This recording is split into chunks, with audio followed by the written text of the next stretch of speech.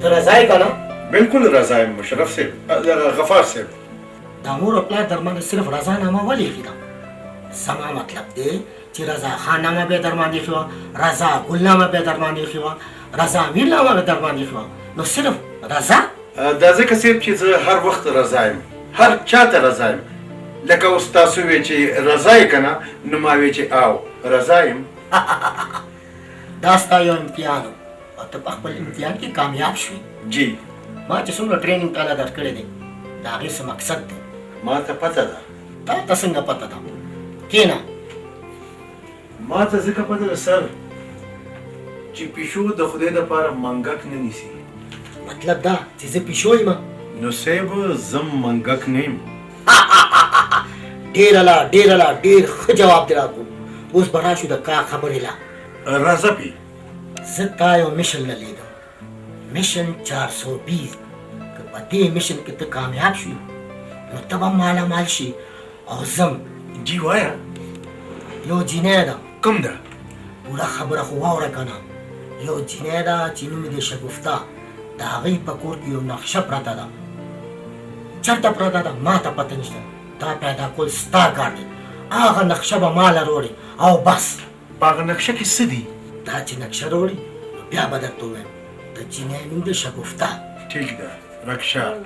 رکشه نه شګفته. او د پلار نوم یې سوزکې دی، همدا وایي که نه؟ په ګډو وډو سره یې د پلار نوم یې دی اکبر، خو مړ دی. په کومه علاقه کې ده یا په کوم کلي کې ده؟ دا پته نشته، روکې پسې ګرځېدل دي. اوکې اوکې. خو دا میشن به پوره یو میاشت کې پوره کړې.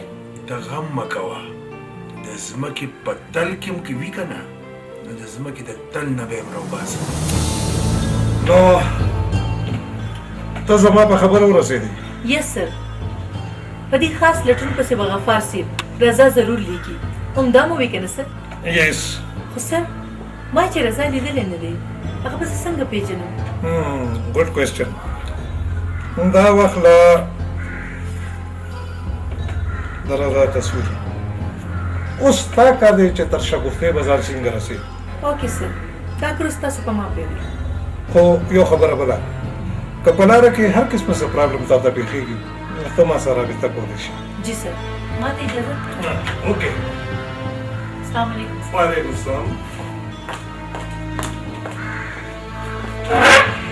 Mr. Rahim زمون پولیس ډپارټمنټ ستا غوندې ذهین او د قابل افسرانو باندې فخر دی.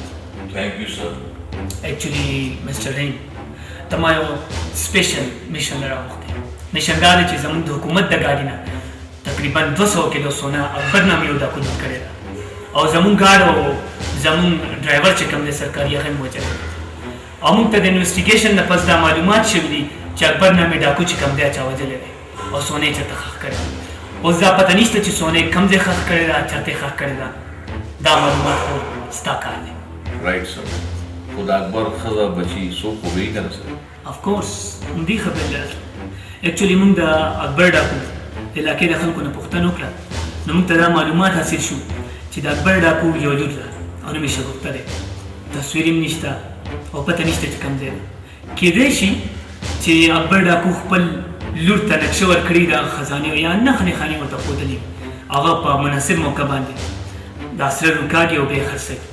نو سر د دې معلومات خو د زرګرانو نه هم کېدی شي چې څوک خرڅول له سونه راوړي نو پته به ولګي. مستر رحیم اول خو زرګران د ارزانې سونې اخیستو نه پس چاته نه وایي او بلې دا چې د کم زرګر نه به پوښتنه کوي. اسانه به دا وي چې کم ځای کې شګفته نومې جینۍ وینئ یا معلومات درته کېږي نو د هغې انویسټیګیشن کوه او بیا نور مزید ستا کار دی چې ته څه کړې. Alright, sir. ها او بلې دا مستر رحیم چې پرایویټ کمپنیو خپل جاسوسات ډېر مهم دپاره وټاکلي هغوی په نظر کې ساته. که چېرې تا ته معلومات وشو نو ما انفارم ساته. اوکې؟ Okay, sir. بیسټ اف لک. اوس ته تللی شي. Thank you, sir. I'm proud of you.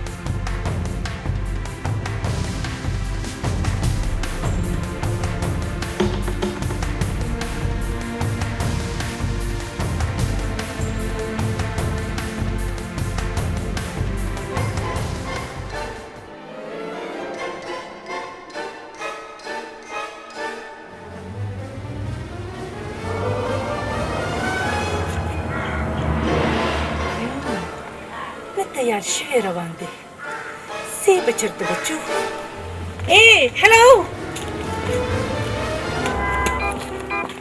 زي ما جيت السلام عليكم وعلیکم السلام ماجی اون پیجندی جی زه جینۍ یم خخا ته جینې ما وې که ته ښځه ذاتې جی ښځه ذاتم یم سړی نه یم یعنی ښځه ذات کې جینې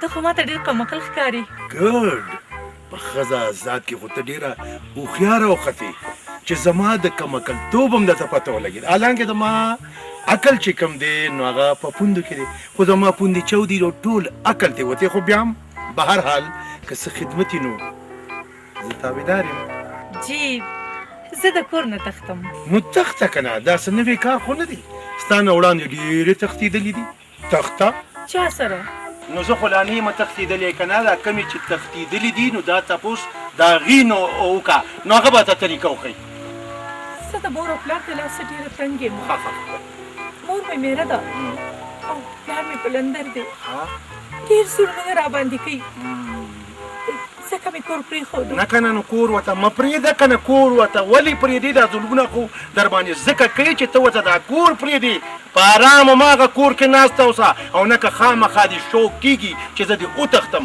نو چې کله واده شي نو د خاوند د کوره وتښته څه پوه شوې ډېر نمبر ون استاد دی دی پرایویټ جاسوس او د ځان نه راته بېوقوف جوړ کړی خو خیر بچو زی بچرته زم در پسې لکه د سوري لګېدلې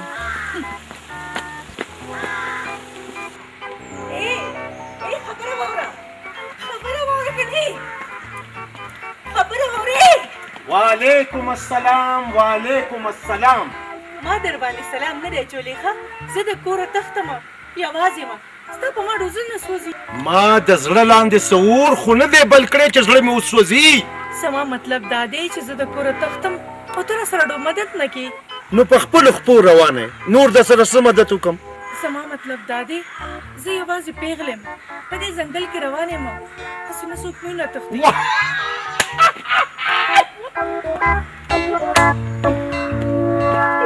په خپله وایي چې د کوره تښتم او اوس وایي چې څوک مې ونه تښتوي زما مطلب دا دی ته چېرته ځې زم د کوره تښتم